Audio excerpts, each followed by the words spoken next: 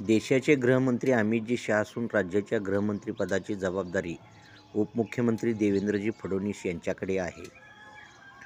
राज्यात 38,000 पोलीस पाटील कार्यरत असून गावातील कायदा व सुव्यवस्था राखण्यासाठी पोलीस पाटील नेहमी निष्ठेने व प्रामाणिकपणे प्रयत्न करीत आलेले आहेत.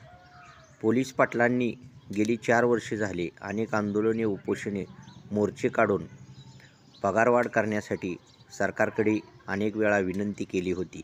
तसेच गृह खात्याकडेही अनेक वेळा निवेदन देऊन आपली मागणी मांडलेली होती.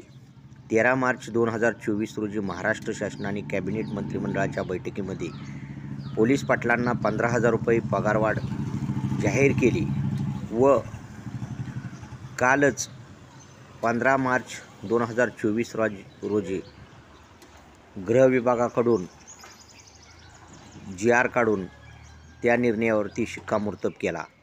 तसेच त्या GRची प्रत पोलीस पाटलांना सुपूर्द करण्यात आली.